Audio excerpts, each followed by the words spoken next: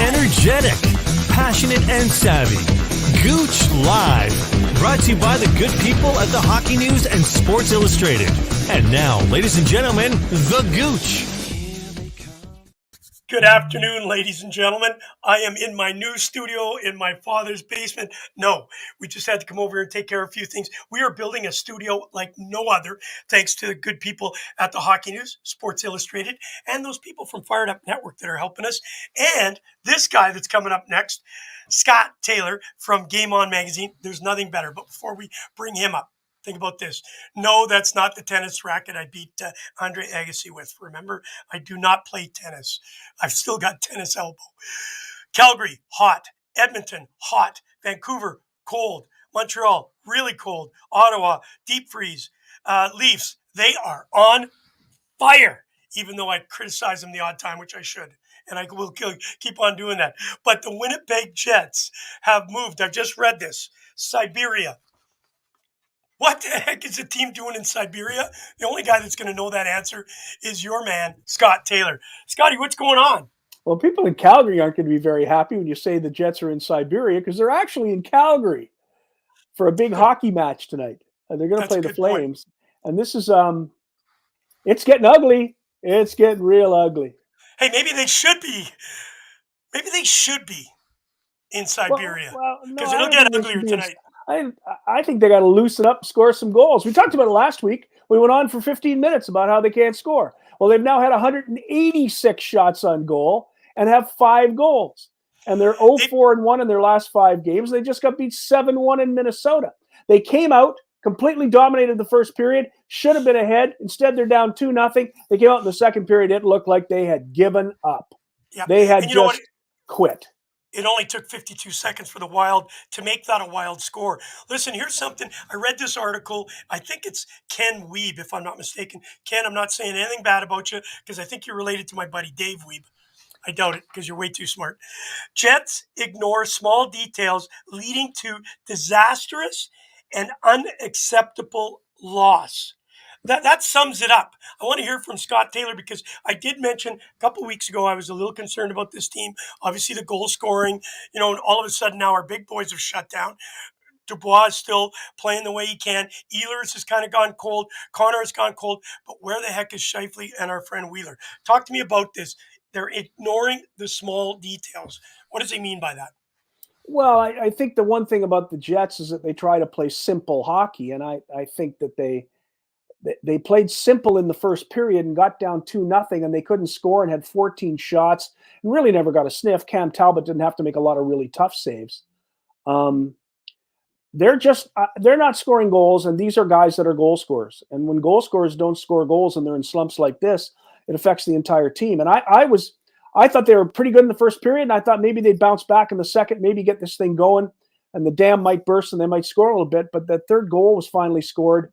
And then the rest of it got ugly. I mean, they got a shot 21-6 in the second period. They weren't even in it.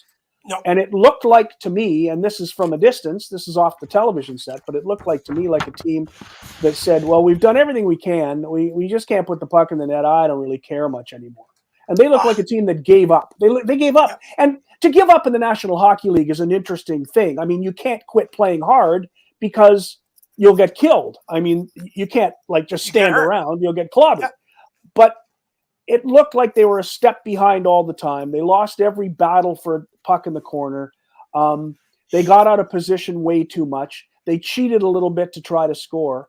And what's happened is that now they've reached the point where they've given up both the offensive and defensive games. And this has all come after they beat Edmonton 5-2 in Winnipeg. They beat Edmonton 5-2 in Winnipeg, and a great game, and went into Edmonton and completely dominated the Oilers, had 46 shots on goal and scored once and lost in a shootout. And since that shootout, they have been a dreadful, dreadful hockey team. They lost 3-2, they lost 2-1, they lost 3-0 and 7-1. They've been outscored 10-1 in their last 2 games on the road. It is terribly, terribly awful to watch. And I don't know what you do. I think one thing you might want to do is go back to the line of Connor, Dubois, and Svechnikov, which actually got a lot done for a bunch of games. And then for reasons I don't understand, that line was taken apart. I don't get it. I guess maybe he's trying to get Wheeler going. The whole thing just doesn't make any sense to me, how this team has gone from a 5-2 win over Edmonton and a great hockey game to nothing but disaster for 5 games in a row. And I don't understand how that happens. Scotty, I got the answer. On the Okay. right hand side, people make some comments here, and naked online strips without clothing. What has this show gotten to, honestly? Because we're talking Jets and everybody's upset at him. Listen to this. I was really harsh on the Shanny plan. I was always saying that, they made a mistake. Dubas, hiring Keefe. I just didn't feel that they were in the right position. I thought the Shanny plan had passed. I thought the train had left the station, and I kept criticizing Shanny. However, in some of our conversations, I have questioned the Cheveldayoff plan. He's had a lot of time to put this team together. They did some good moves. I was really happy with Dylan and certainly Schmidt. So it looked like we were moving in a very good direction. And I was very optimistic at the beginning of this year. Yes, everybody goes through a bad spell. There's no question. I've been in Germany where I got beat quite badly and it looked like I was going to be run out of town. And then all of a sudden, something clicked. The players woke up and they all kind of rallied behind me. I just don't know in the National Hockey League if you have that type of emotion. They're not playing with emotion. They're not playing with compassion. You said it looked like they give up. How does anybody playing, forget about how much money they make, how does anybody give up? So is this not a top down and not a bottom up situation where guys are starting to think, all right, Paul Maurice has been there for a while. He's not had success. He's taken to the playoffs, but he just still hasn't been able to get over the hump. Are people starting to look at Cheveldayoff's direction of this team, and of course, giving the boat to Paul Maurice? Is there any crack in the armor? And I know you're going to say the Winnipeg Jets are very loyal, but how long can this last? I don't think there's any problem with Cheveldayoff. I think that everybody in the organization believes that the players are good enough. Which says to me that at some point in time, every coach wears out his welcome. Every coach gets fired. No coach goes on forever. I guess maybe Scotty Bowman had an opportunity to do that, but it didn't happen. Listen, the coaches that are all in the Hall of Fame didn't go on forever. I think tonight is going to be huge. The Jets have to win. They really have to win a hockey game, and I wonder what's going to happen tomorrow. I'm not a coach firing guy. I don't like to do that. I don't like to be the guy who says that. I don't know enough of what goes on in the dressing room. And people who talk about, oh, yeah, look at the locker room, the team's split up. How do you know? I don't know. I'm not there. That was one of the great lines in Ted Lasso, the TV show, when Roy Kent was doing the punditry on TV. And they said, well, what's wrong with that team? And he said, I don't know. None of us know. We don't know. We're not in there. We haven't got a clue. And with COVID, since COVID, we have not had the opportunity to go in that room. So anything you're thinking about is just what you saw on television, like I did yesterday. It just doesn't look good. Does it have anything to do with the split in the room? I don't know that because I'm not in the room. We don't get to talk to these players the way that we used to in the 80s and 90s when I was in the business, and 70s, when you got into the room and you spent time with them after the game and guys were making the same amount of money you were, and we were all kind of close. It's not the same day now. You just don't get near these guys. And since COVID, you get even less near them than you used to. And the reality, what you showing me? A $5 bill. That's what I used to get paid, for God's sake. Yeah, exactly. So the world has changed. I don't know what's going on in the room, but from a distance, from watching this, there is clearly something wrong. And I don't understand how it happens so fast. You go from a 5-2 win over Edmonton. 5 games later, you get embarrassed 7-1 by Minnesota. Wow. So that's a collapse.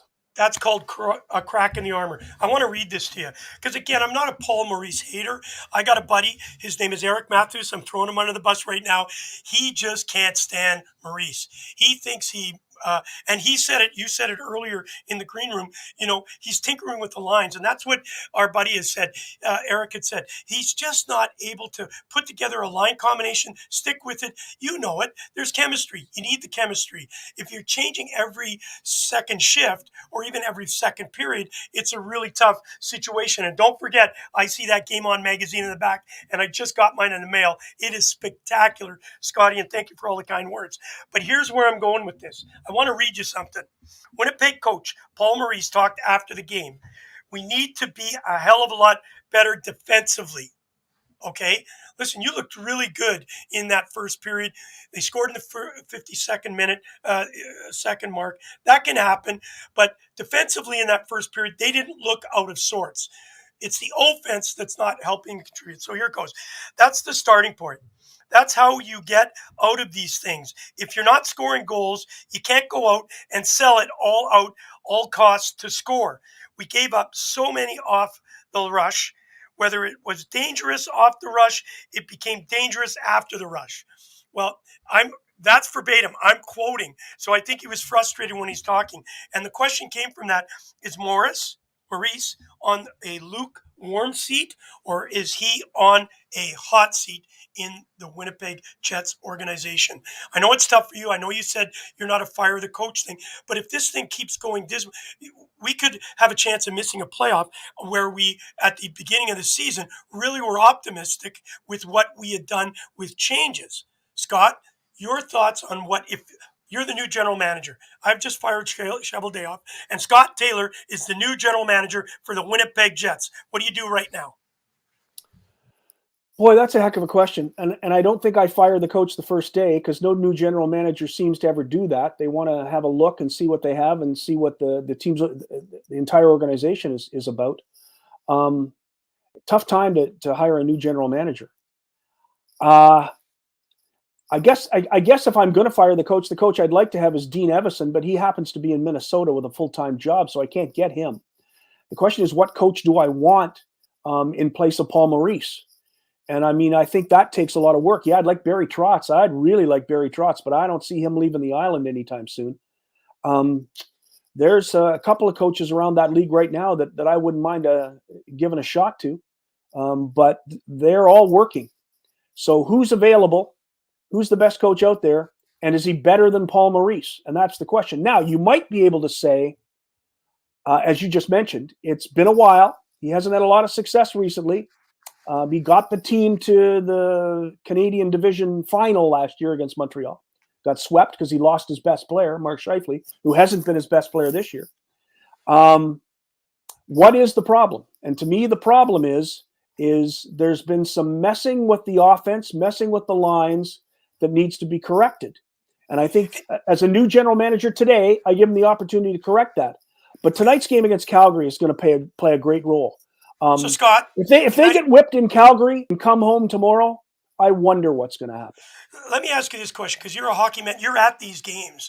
So I know we've said, he's trying to tinker with the lineup to see how he can get Wheeler going. He hasn't scored yet. Could that be part of the problem, where he's overcompensating and trying to get Wheeler going and just say, okay, listen, it's not his best start. Let's sit him back a little bit and let's put you talked about the first line. Hey, he's got to put guys that have good chemistry together. And with Wheeler right now, maybe he's overcompensating for that. And that's what's creating. I would not say there's a divide in that dressing room. I just think there's a lot of confusion, and there's a lot of. I don't think anybody's finger pointing. I haven't heard anybody come out and chastise any players. Maybe we're too soft in that dressing room. Maybe we're just all too kind right at this moment. Maybe it needs a Corey Perry running in there and throwing his stick down and saying, we got to start playing like garbage men. We got to start giving. And maybe that's what it is. Do you think that maybe Paul Maurice is just trying too hard with Wheeler right at this moment? He might be. Yeah, I think that's a legitimate question to ask. I don't think there's any question about that. There are some strange things we've been watching in the last 5 games, things that I never thought we'd see after the start of the season, when they were 9-3-4. They were pretty good at one point. We're seeing things that we did not see up until this point. And that game in Minnesota was, as Kenny Weeb said, was unacceptable. It was an unacceptable loss. And there has to be a lot of soul searching on that trip to Calgary, I'm sure. And this had better be a better team tonight. I don't know how you turn around that quickly, but maybe you can. Well, you can. But yeah, maybe you can.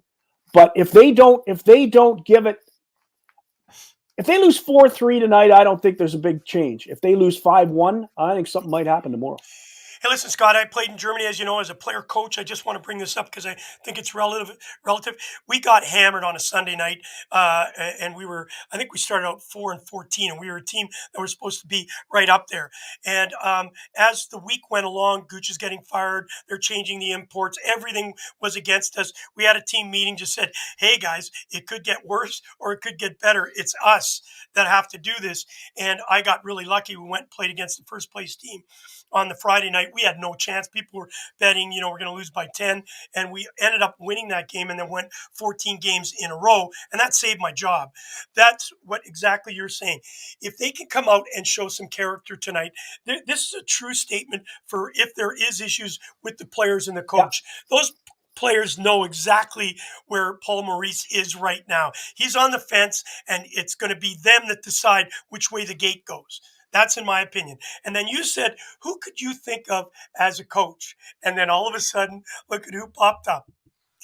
The Jets are in first gear. Canucks never got in gear. I see a coaching change. Norm Bowden could be our next head coach. I'd love to see Normie as the head coach. He'd be great fun. Yeah. Oh, I'll tell you what. He's fun. Norm Bowden with Kerry Goulet and Peter Young. There's a threesome for you. That'd be great. And you could all go off to the WHA reunion and talk about how you turned this team around. When are you coming? Why aren't you in there? You're general manager. So would you hire those three stooges? Oh, goodness, no. Oh, not even a chance. And I love all three of you. Dearly, I love all three of you. But no, I wouldn't hire anybody. All right, let me ask you this question. We are outscored 18-5.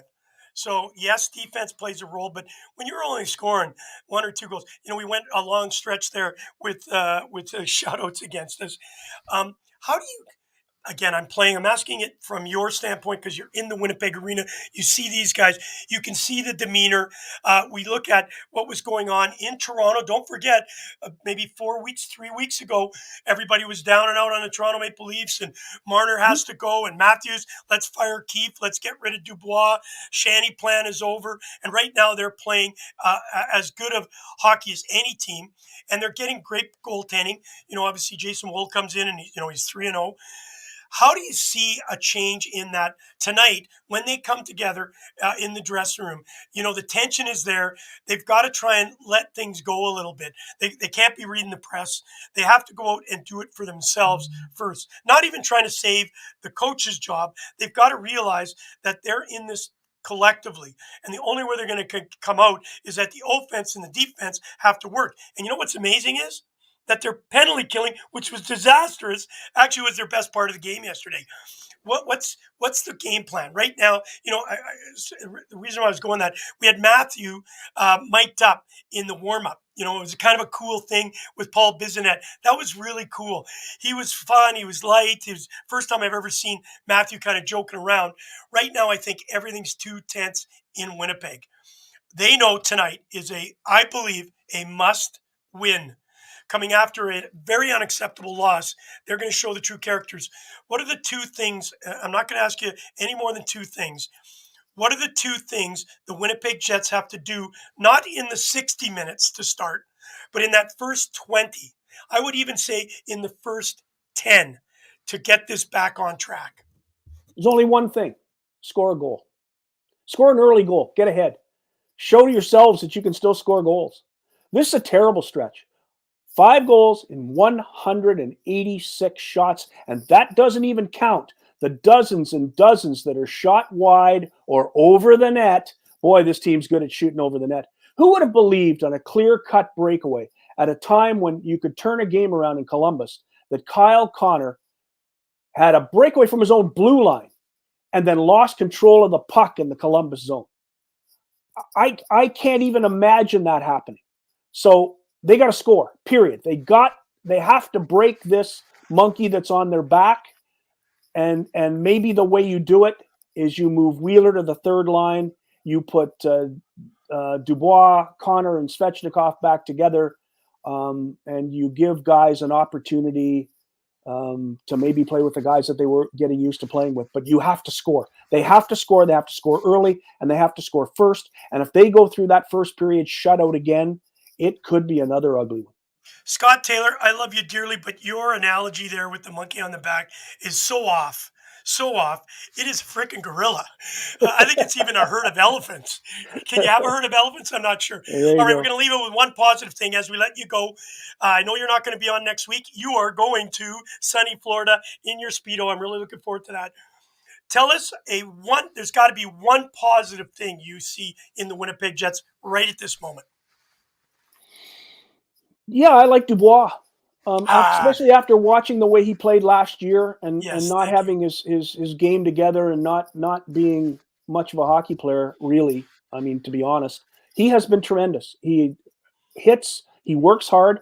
He's a guy, he's an old-fashioned kind of player. He takes checks. He'll take a check and not retaliate. He gets some penalties because he's tough. Tough guys get penalties. And he plays hard. And yeah, that's my brightest light on this team is the way Dubois plays. He's got 11 goals now, leading goal scorer in the team. Nobody would have thought that would happen. So yeah, I'm a Pierre-Luc fan right now. I hope he gets a couple in the first period tonight. Hey, my buddy said the most positive point of the Winnipeg Jets is the popcorn at the arena. Hey, listen, Scotty, thank you, buddy. Have a great week. I know we're going to talk this week about a bunch of stuff before you take off, but I can't thank you enough. Congratulations on the new Game On. It's amazing and always a pleasure and always thankful to you helping the Gouche out and spreading the message on our Stop Concussions and, of course, our Connected Mental Health. Thank you so much for all you do for hockey. Thanks, Kerry. We'll see you in 2 weeks. See you in 2 weeks. You got it. Enjoy. Scotty Taylor, can you imagine that in a Speedo? Oh, my God. Listen, I want to thank you very much for taking some time out on this afternoon with Talking with Taylor. I want to do a shout out to Doug Wilson and his family. We're thinking of you at this time. As we know, he's had to step away from his duties with the San Jose Sharks. We certainly are thinking of you and we'll continue on sending our prayers and thoughts for you as you go through your personal medical issue. All right, listen, it is Gouche Live on December the 11th. You circle that date right now, December the 11th. We will be launching the official new studio at the Bottom Line. Yes, we said it last month. We were going to launch it. However, we had a couple of little issues with cameras. That's all been cleared up. But our set is becoming bigger and better at the Bottom Line. You can come down. You can win fabulous prizes. If you're in the audience and you don't have a ticket, you can win a ticket to the Leafs game, all courtesy of Molson's, of course, and our good friends Wayne Cowley at the Bottom Line, the Hockey News, Sports Illustrated, and my great people. Yes, they are the Fired Up Network. All right, on behalf of Gouche Live, I want to thank you. Have a great night, and go Jets, go.